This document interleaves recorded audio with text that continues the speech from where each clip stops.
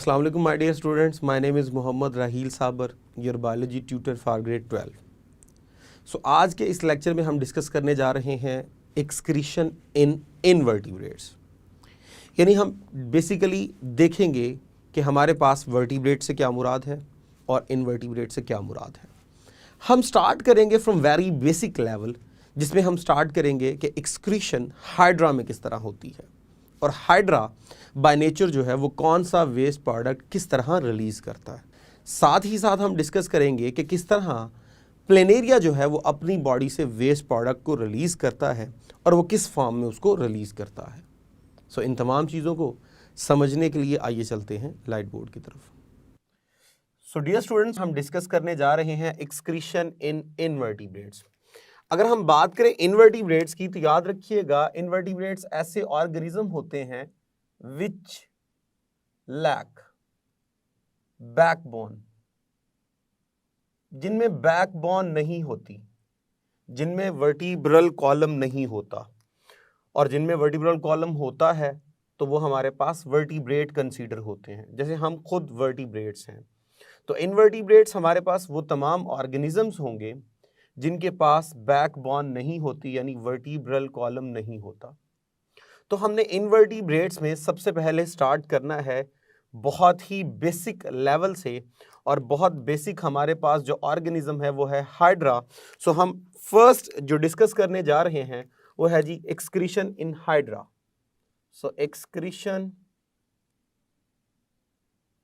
In hydra.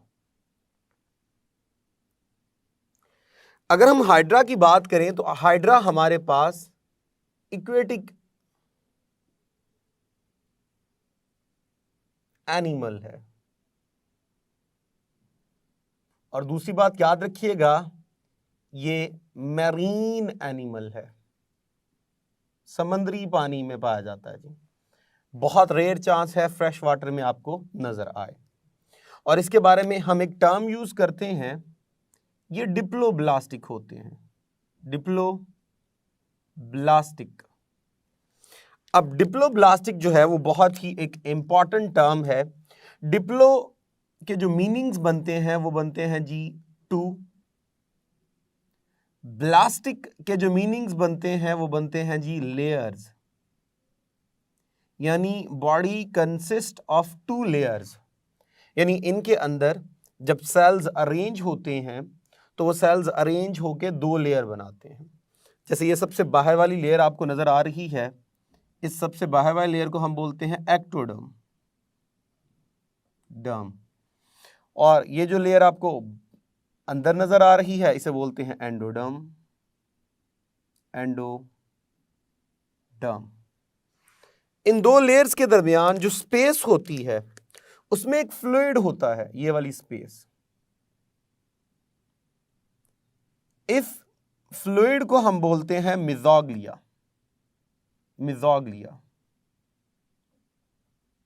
मिजोग्लिया।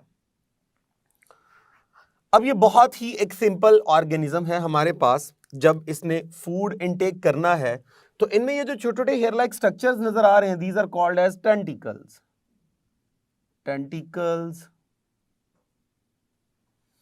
अब इनकी मदद से ये फूड को ट्रैप करते हैं, इंसेक्ट्स वगैरह को ट्रैप करते हैं, और ट्रैप करके इस माउथ के जरिए अंदर ले जाते हैं, और यहाँ पे फूड वगैरह जो है वो भेज दिया जाता है।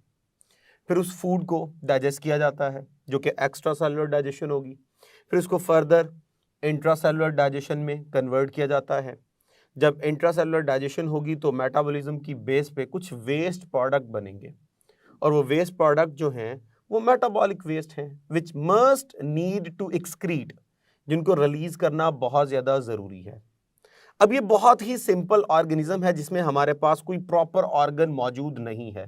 तो याद रखिएगा इसके बारे में हम कहते हैं इसमें नो प्रॉपर एक्सक्रीटरी सिस्टम, इसमें कोई प्रॉपर एक्सक्रीटरी सिस्टम मौजूद नहीं होता। सो फिर ये क्या करेगा, ये एक्सक्रीशन करेगा, excretion across the body wall by simple diffusion. Simple diffusion. So क्या होगा, जो भी वेस्ट प्रोडक्ट्स बनने हैं वो यहां से on the base of simple diffusion excrete कर दिए जाते हैं. लीजिए, अमोनिया रिलीज हो रहा है, CO2 रिलीज हो रही है, सरप्लस वाटर बॉडी से रिमूव हो रहा है. इस तरह ये तमाम waste products across the body wall on the base of simple diffusion release कर दिए जाते हैं, जिनमें कोई प्रॉपर ऑर्गन इस्तेमाल नहीं हो रहा, कोई प्रॉपर सिस्टम भी यूज नहीं हो रहा, क्योंकि इसमें ना तो कोई प्रॉपर स्पेशलाइज्ड ऑर्गन होते हैं, ना इसमें कोई स्पेशलाइज्ड सिस्टम होता है. बॉडी बहुत सिंपल है. तो अक्रॉस द बॉडी वॉल यानी सरफेस से बड़ी आसानी के साथ on the base of diffusion waste product क्या कर दिए जाते हैं, रिमूव कर दिए जाते हैं. एक बात याद रखिएगा, हमारे पास जो हाइड्रा है ये अमोनोटैलिक है. अमोनोटैलिक. और अमोनोटैलिक ऐसे ऑर्गेनिज्म होते हैं जो अपनी बॉडी से अमोनिया रिलीज करते हैं एज ए वेस्ट प्रोडक्ट. तो ये अमोनोटैलिक है. तो ये हमारे पास था फर्स्ट इनवर्टिब्रेट. आइए जरा थोड़ा सा मजीद कॉम्प्लेक्स की तरफ मूव करते हैं. तो हमारे पास जो नया कॉम्प्लेक्स ऑर्गेनिज्म है वो है प्लेनेरिया. सो नेक्स्ट है हमारे पास एक्सक्रीशन इन प्लेनेरिया.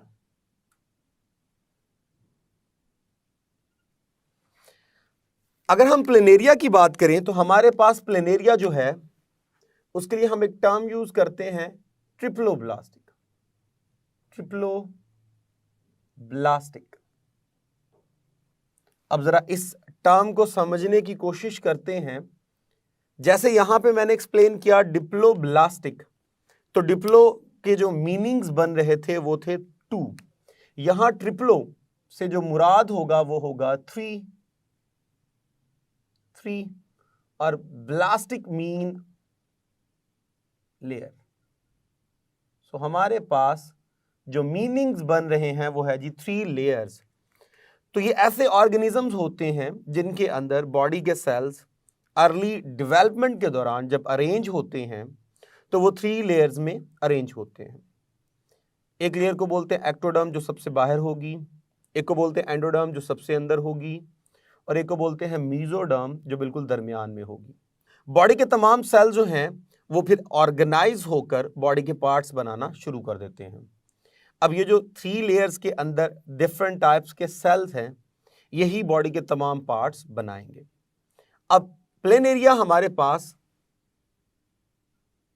कॉमनली कंसीडर होता है फ्लैटवर्म.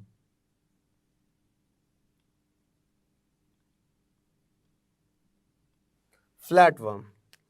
अब फ्लैटवर्म से मुराद ऐसे ऑर्गेनिज्म होते हैं जिनकी बॉडी जो है वो डॉर्सो वेंट्रली कंप्रेस होती है, यानी ऊपर से और नीचे से ये बहुत ज्यादा क्या होते हैं, कंप्रेस होते हैं, बिल्कुल पिच के. जब ये कंप्रेस होते हैं, ज्यादा फूले हुए नहीं होते, इसलिए हम इनको बोलते हैं ये फ्लैटवर्म है, यानी बिल्कुल पिचकी हुई इनकी क्या होती है, बॉडी होती है. अब इन ऑर्गेनिजम्स में ये जो आपको यहां पे 2 नजर आ रहे हैं, these are I spots. These are eye spots जो कि लाइट की डिटेक्शन के लिए होते हैं. उसके बाद ये जो 2 लंबी ग्रीन कलर की आपको जो है वो डिवीजन्स नजर आ रही हैं, इन्हें हम बोलते हैं, एक को बोलते हैं प्रोटोनेफ्रिडियम और दोनों को इकट्ठा हम बोलेंगे प्रोटोनेफ्रिडिया. तो हमारे पास जो प्लेनेरिया है इसके अंदर होंगी 2 longitudinal ducts which runs along the entire length of the body from anterior end to posterior end. तो 2 डक्ट होती हैं जो कि एक्सक्रीटरी डक्ट हैं, पूरी बॉडी में लंबाई के रुख होंगी और ये एक्सटीरियर एंड से लेकर पोस्टीरियर एंड तक जा रही होंगी। एक डक्ट को बोलेंगे प्रोटोनेफ्रिडियम और दोनों को इकट्ठा हम बोलेंगे प्रोटोनेफ्रिडिया, यानी प्लूरल जो हमारे पास है वो है जी प्रोटोनेफ्रिडिया। अब ये प्रोटोनेफ्रिडिया जो है ये लेफ्ट और राइट अगर हम देखें तो इनकी फर्दर डिवीजन्स हैं। जैसे ये आपको left right left right left right छोटी छोटी डिवीजन्स नजर आ रही हैं, छोटी छोटी ब्रांचेस नजर आ रही हैं। अगर इनको हम थोड़ा मैग्नीफाई करके देखें तो ये हमारे पास मेन डक्ट थी और लेफ्ट और राइट ये जो हमें नजर आ रही हैं ये इनकी फर्दर डिवीजन्स हैं जिन्हें हम बोलते हैं ब्लाइंड डक्ट्स। Blind ducts. एक बात गौर से समझिएगा, अगर मैं वर्ड यूज करूं डक्ट तो डक्ट मीन एक ऐसी नाली which open from both and, और अगर मैं बात करूं ब्लाइंड डक्ट तो मीन एक ऐसी मेरे पास डक्ट होगी जो कि एक कॉर्नर से बंद होगी और एक कॉर्नर से खुली होगी। तो आप देख लीजिए इसका ये वाला कॉर्नर जो है वो ओपन है और ये वाला कॉर्नर इसका बंद है। इसके अंदर ये जो आपको नजर आ रहा है ये इसका न्यूक्लियस है और ये जो आपको नजर आ रहा है ये है जी टफ। टफ कहते हैं जी गुच्छे को, ऑफ सिलिया। तो ये जो लेफ्ट और राइट ब्लाइंड डक्ट्स हमें नजर आ रही हैं इनके अंदर न्यूक्लियस होता है, इसके बाद इनके अंदर जो है वो टफ्ट ऑफ सिलिया होता है।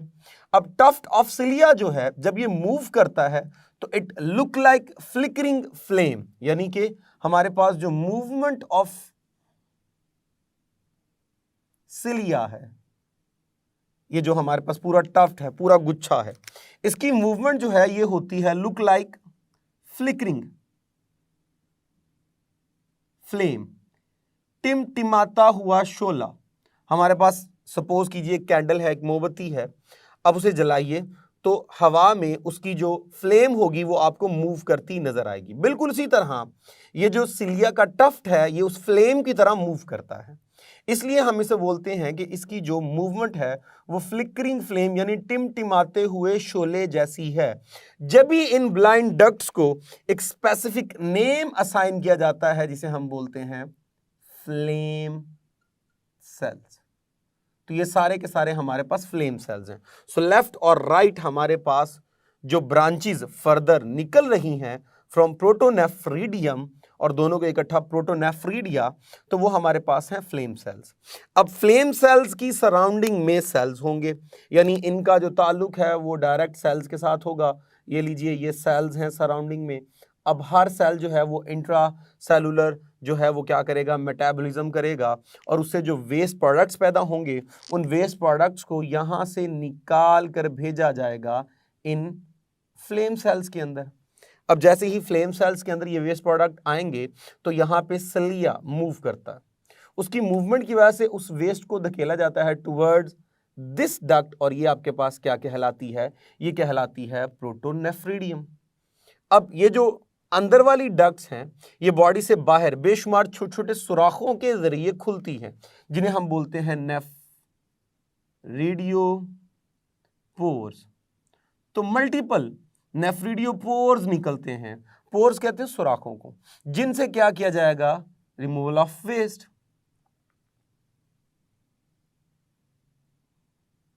Removal of waste. और हमारे पास फ्लेम सेल जो वेस्ट यहां से मेजरली कलेक्ट करता है वो होता है जी सरप्लस वाटर एंड अमोनिया। तो ये दो मेजर वेस्ट प्रोडक्ट जो हैं वो सेल से इकट्ठे किए जाते हैं with the help of flame cells. और क्योंकि अमोनिया जो है वो इकट्ठा किया जा रहा है तो अमोनिया ही रिलीज किया जाएगा। इसी बिहाफ पर हम इस फ्लैटवर्म की एक्सक्रीशन को बोलते हैं कि ये हमारे पास जो है वो अमोनोटैलिक है, यानी ऐसे एनिमल जो कि बॉडी से क्या करते हैं, अमोनिया को एज ए वेस्ट प्रोडक्ट क्या कर रहे हैं, रिलीज कर रहे हैं। तो हमारे पास हाइड्रा भी अमोनोटैलिक हुआ और हमारे पास प्लेनेरिया भी क्या हुआ, अमोनोटैलिक हुआ। लेकिन फर्क यहां पे ये है कि हाइड्रा में हमारे पास कोई स्पेशलाइज्ड ऑर्गन मौजूद नहीं थे, कोई स्पेशलाइज्ड सिस्टम मौजूद नहीं था, जबकि in case of planaria it contain specialised organ, specialised system for the purpose of excretion. और वो जो हमारे पास सिस्टम है वो दो लॉन्गिट्यूडनल डक्ट्स होती हैं जो कि कलेक्ट करती हैं वेस्ट को और फिर उसको बॉडी से क्या करती हैं, रिमूव करती हैं।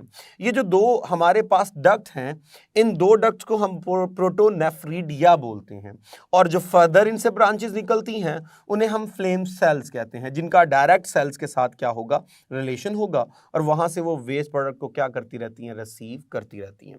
फिर ये जो हमारे पास प्रोटोनेफ्रिडिया हैं, they will open outside with the help of multiple pores। उन पोर्स को हम क्या बोलते हैं, नेफ्रिडियोपोर्स, जहां से वेस्ट को क्या किया जाता है, रिमूव किया जाता है। और वो वेस्ट हमारे पास क्या होगा, surplus water along with ammonia. इसी बेस पे हमने इनको क्या कहा, अमोनोटैलिक कहा। अच्छा, अगर हम इस लेक्चर को गौर से देखें तो इस लेक्चर में हमारे पास जो ऑब्जेक्टिव के पॉइंट्स हैं वो तो एक तो ये है कि हमें ये मालूम होना चाहिए कि जो हाइड्रा है वो अमोनोटैलिक है। ये हमारे पास जो है वो बन सकता है MCQ। इसके अलावा जो हमारे पास पॉइंट है वो ये कि याद रखिएगा ये जो हमारे पास हाइड्रा है ये डिप्लोब्लास्टिक है। ये भी पॉइंट आपके लिए जो है वो MCQ के पॉइंट ऑफ व्यू से बहुत इंपॉर्टेंट है। इसमें कोई हमारे पास स्पेशलाइज्ड ऑर्गन नहीं है, सिस्टम नहीं है, that's why it will use the process of diffusion for excretion. उसके बाद अगर हम प्लेनेरिया की तरफ फोकस करें तो प्लेनेरिया में जो सबसे इंपॉर्टेंट शॉर्ट क्वेश्चन बनता है, जो बड़ी दफा पेपर्स के अंदर पूछा भी गया है, वो है जी फ्लेम सेल। अब ये क्वेश्चन इस तरह भी पूछा जा सकता है, व्हाट इज फ्लेम सेल, या ये क्वेश्चन इस तरह भी पूछा जा सकता है कि फ्लेम सेल को फ्लेम सेल क्यों कहा जाता है, why we are using the term flame cell for the branches which are arising from the protonephridium। तो वो मैंने आपको बता दिया, क्योंकि इसमें जो सिलिया का टफ्ट है जब वो मूव करता है सो वो फ्लिकरिंग फ्लेम जैसी हमें क्या करता है, रिजेंबलनेस शो करता है। इसी बिहाफ पे हमने इसको नेम असाइन किया फ्लेम सेल। तो ये बड़ा ही एक इंपॉर्टेंट इसमें से ऑब्जेक्टिव का पॉइंट है। और इसी से रिलेटेड ये भी आपको मालूम होना चाहिए कि इसके लिए हम कॉमनली टर्म क्या यूज करते हैं कि ये हमारे पास क्या होते हैं, फ्लैट वर्म। और ये आपको MCQ के तौर पे पता होना चाहिए कि इसका जो एक्सक्रीटरी स्ट्रक्चर है वो है बेसिकली प्रोटोनेफ्रिडियम। तो इस तरह इस टॉपिक के अंदर हमने ये डिस्कस किया कि इन्वर्टिब्रेट्स में किस तरह जो है वो एक्सक्रीशन होती है। जो सिंपल वाले हैं वो क्या करते हैं, जो इससे कंपैरेटिवली थोड़े कॉम्प्लेक्स हैं वो क्या करते हैं। सिंपल वालों का वेस्ट क्या है, कंपैरेटिवली जो कॉम्प्लेक्स हैं उनका वेस्ट क्या है, उनके अंदर कौन सी जो स्ट्रक्चर है वो यूज़ हो रही है एक्सक्रीशन में, और इनमें से कौन सी जो स्ट्रक्चर है वो यूज़ हो रही है एक्सक्रीशन में। साथ हमने ये भी डिस्कस कर लिया कि कौन से इसमें MCQ के पॉइंट हैं और कौन से इसमें शॉर्ट क्वेश्चंस के पॉइंट हैं। सो अब तक के लिए इतना ही, इजाज़त दीजिए for the next lecture. Thank you very much, अल्लाह हाफिज़। सो डियर स्टूडेंट्स, हमने डिस्कस किया इनवर्टिब्रेट्स में एक्सक्रीशन को, जिसमें हमने हाइड्रा को डिस्कस किया और प्लेनेरिया को डिस्कस किया। हाइड्रा और प्लेनेरिया दोनों बहुत ही इंपॉर्टेंट शॉर्ट क्वेश्चंस हैं। इंपॉर्टेंट अगर शॉर्ट क्वेश्चन की तरफ जाएं तो फ्लेम सेल वाला पॉइंट बहुत ही इंपॉर्टेंट है, पास्ट पेपर्स में बड़ी दफ़ा पूछा जा चुका है।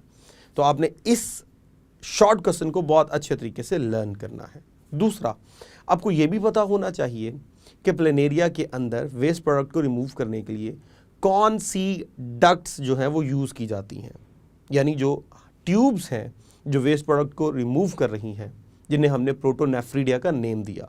ये भी नेम आपको याद रखना है।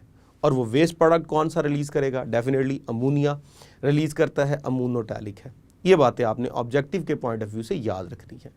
सो होप सो आपको समझ आई होगी। अब तक के लिए इतना ही, इजाज़त दीजिए for next lecture. Thank you very much, अल्लाह हाफिज़।